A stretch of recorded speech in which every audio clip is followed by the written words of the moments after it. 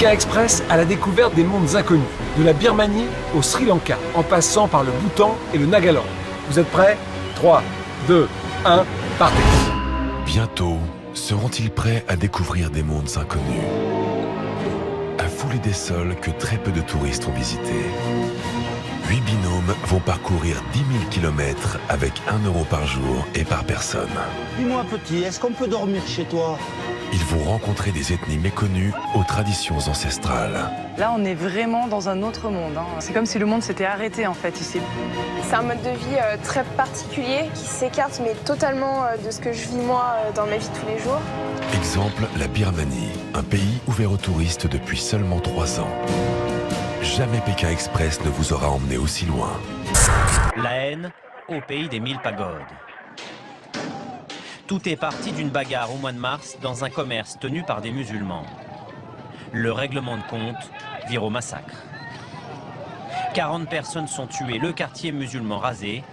Sur ces images amateurs, on voit clairement un moine bouddhiste prendre part à la tuerie. Voici l'homme qui encourage ce déferlement de haine. Le moine Viratu se dit non violent, mais il traite les musulmans de chiens. Le magazine Time l'a surnommé le Ben Laden bouddhiste. Des millions de Birmans écoutent ses appels à la guerre civile. Les musulmans veulent se marier avec nos femmes. Ils vont les forcer à se convertir. Leurs enfants seront une menace pour le pays. Ils détruiront notre religion. Nous devons défendre notre race. Inspirées par ces prêches, les violences se multiplient en Birmanie. Elles ont fait des centaines de morts dans plusieurs villes du pays. La haine, étouffée par 50 ans de dictature, menace de dégénérer.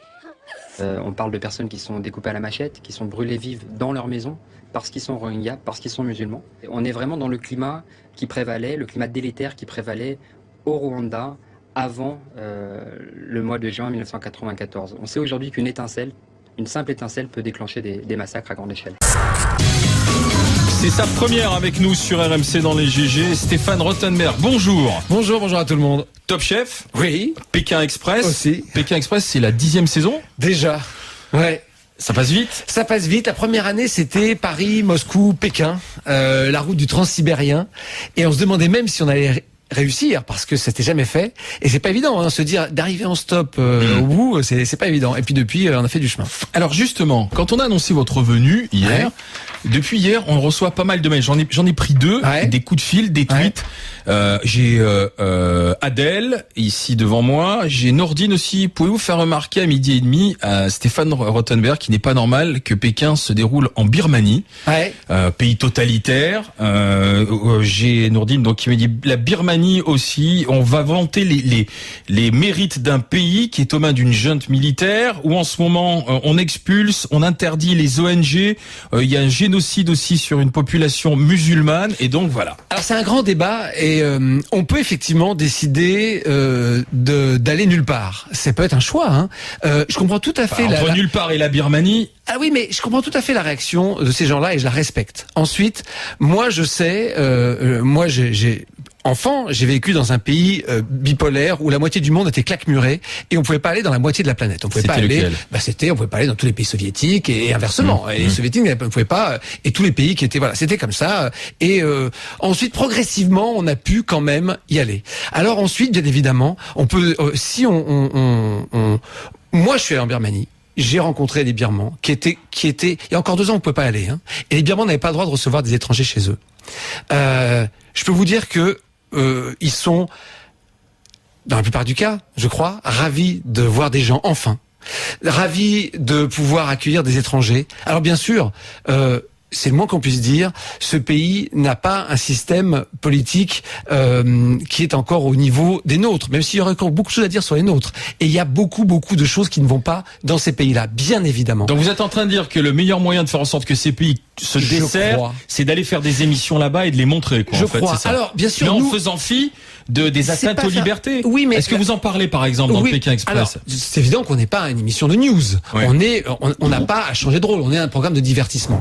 Mais je crois que profiter du fait que maintenant on puisse y aller, je pense que c'est important. Parce qu'on va vous dire, Rottenberg et Pékin Express, ils enregistrent. Ils font quand même de l'argent parce qu'il y a des annonceurs sur une très belle carte postale, mais au milieu de la carte postale, le point noir, c'est la Birmanie, mais ça n'empêche pas les annonceurs de payer. Et quand lui, il a enlevé ses caméras de Birmanie, mais pas de problème. Vous avez du tourisme dans 90% des pays qui sont des dictatures. Quand vous allez dans quantité de pays dans le monde, on peut encore contester le régime local. Vous vous êtes pas posé la question au moment de faire le tournage en Birmanie? Vous avez dit, est-ce que ça va choquer? Est-ce que c'est bien qu'on aille en Birmanie? Et dans ces cas-là, on peut être choqué sur 80% des documentaires tournés dans le monde, qui dans ces cas ne dénoncent pas à chaque fois. Là, bien évidemment, moi je considère que tout ce qui permet de rendre visite aux gens, d'y aller, de voir comment ils vivent, d'augmenter la tolérance entre les uns et les autres. Alors bien évidemment, le régime, est bien évidemment pas un régime comparable au nôtre, bien évidemment. Mais encore une fois, je pense que c'est mieux que ça, comme ça. Mais il y a débat. Je peux comprendre l'inverse. Moi, je pense qu'on fait beaucoup plus avancer les choses en faisant se connaître les gens. Ils sont présents en Birmanie depuis des siècles. Mais en 1982, une loi birmane sur la nationalité les a subitement rendus apatrides, dépourvus des droits fondamentaux, propriété, mariage, éducation. Birmanie, Nagaland, Bhoutan, Sri Lanka. Et cette année, l'aventure se partage. D'anciens candidats emmènent leurs proches dans cette expérience unique. Ça fait 1 mois que je survis. Je me suis enfui de mon village pour me cacher dans la jungle. Puis j'ai enfin pu passer la frontière. Mais la moitié de ma famille a été tuée. C'est la police et l'armée. Ils organisent tout. Je sais pas comment je pourrais le remercier, mais c'est un des plus beaux cadeaux qui m'a été donné. Jamais Pékin Express ne vous aura emmené aussi loin. Fin mars, lors des émeutes dans une ville du centre du pays, un commerce musulman est mis à sac devant des policiers impassibles. Un peu plus tard, un homme est à terre grièvement brûlé.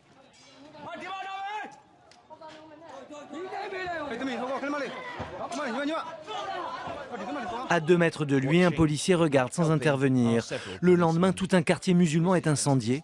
Devant des forces de l'ordre impassibles, plusieurs personnes, dont un moine bouddhiste, rouent de coups de bâton un jeune musulman, avant que cet homme ne vienne lui donner le coup de grâce avec un sabre. La police se contente d'escorter les survivants dans des camps de réfugiés. Elle nous attrape par les bras, elle touche notre peau, elle touche nos cheveux, parce que pour elle, c'est vraiment de l'inédit. Lorsqu'on a dit à la découverte de mondes inconnus, c'est vrai que ça nous est venu tout de suite lorsqu'on a eu la chance d'avoir ce feu vert pour la Birmanie, qui était un pays fermé, l'un des plus fermés au monde. La Birmanie s'est ouverte depuis peu. Ce que nous avons découvert, c'est que le gouvernement et des communautés arakanaises sont impliqués dans le nettoyage ethnique et des crimes contre l'humanité à l'encontre des musulmans Rohingyas. Nous voyons l'extension logique de cette politique qui consiste en un accroissement de l'isolement humanitaire de ces Rohingyas installés dans une série de camps de déplacés, quelques semaines avant que la mousson ne commence, avec une alimentation insuffisante, des services médicaux insuffisants. Nous ne pouvons pas accepter ce qui est au fond une évolution vers un système d'apartheid. Pékin Express, bientôt sur M6.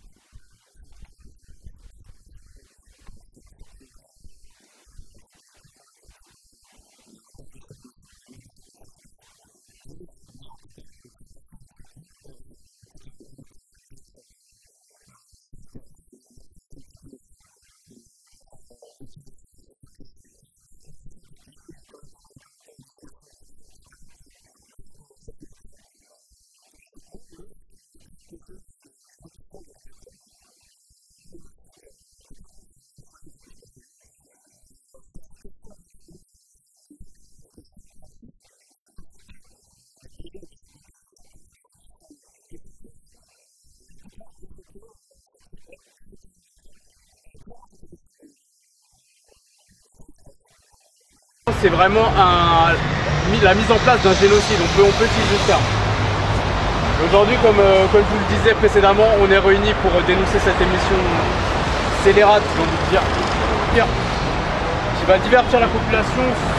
C'est comme si, avant les massacres en Centrafrique, ils avaient fait une émission de télévision comme si de rien n'était. Comme si en 1945, ils avaient fait une émission en Allemagne. Vous voyez ce que je veux dire?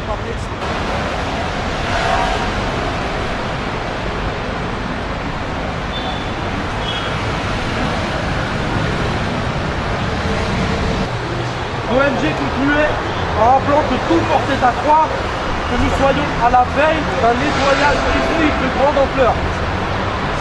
J'aimerais maintenant vous poser une question.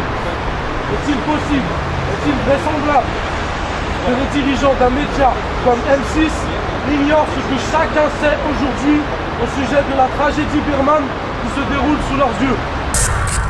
Je me suis dit grosso modo, en fait, c'est comme si on vous propose un programme télévisé, on vous propose une chasse au trésor, et que c'est une chasse au trésor dans un hôpital avec des blessés, etc. Demain, un Pékin Express à Gaza, ça serait choquant. Un Pékin Express là, actuellement, dans les conditions politiques actuelles, en Égypte, ça serait choquant. C'est un manque de respect pour ceux qui souffrent. Le directeur des programmes, il aurait dû se dire, on va pas faire ce pays, là, en vue du contexte, franchement, c'est trop. Nadia, le tweet, le truc, le hashtag, la clé dièse, oui, je vous embrouille chaque semaine. Qu'est-ce que c'est Cette semaine, c'est un hashtag, un mot dièse. Un mot et dièse, c'est oui. contre Pékin Express 2014. C'est avec ce mot-clé que des citoyens et des associations appellent au boycott d'une émission télé. Pékin Express, donc, c'est une émission qui est diffusée sur M6 depuis 10 ans maintenant et qui fait à chaque fois des cartons d'audience. Jean Quatremer ne connaît pas, je vous explique. Il n'y a pas la M6 en Belgique. Ah, c'est pour ça. Il y a Internet aussi, sinon, mais c'est une sorte de télé... Ils n'ont pas non plus. Ce qu'on appelle le replay, c'est super. C'est une sorte de télé-réalité une télé-réalité où des candidats français sont envoyés à l'autre bout du monde et ils doivent se débrouiller tout seuls pour aller d'un point A à un point B.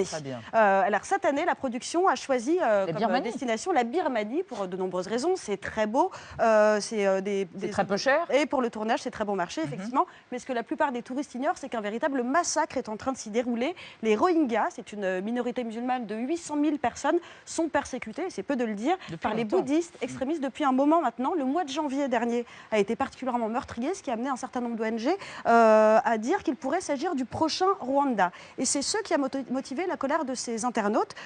Une émission de divertissement peut-elle se dérouler dans un pays qui persécute une partie de sa population? Une pétition en ligne a été lancée, elle a récolté près de 30 000 signatures, c'est beaucoup.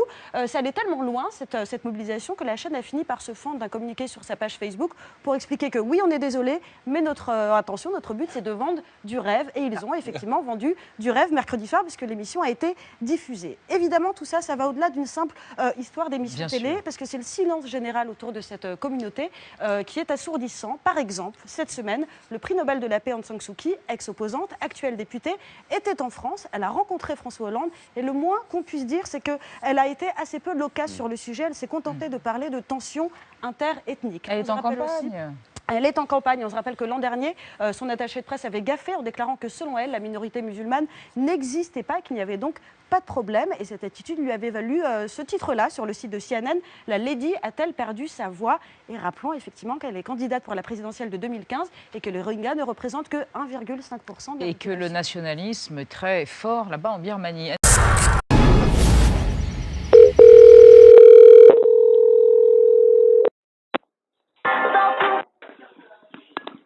Groupe M6, bonjour.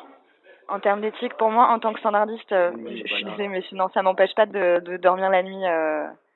Je fais mon travail, ça ne me concerne pas. Et je ne pense pas que votre action, si je puisse me permettre, empêchera des gens de se faire massacrer en Birmanie.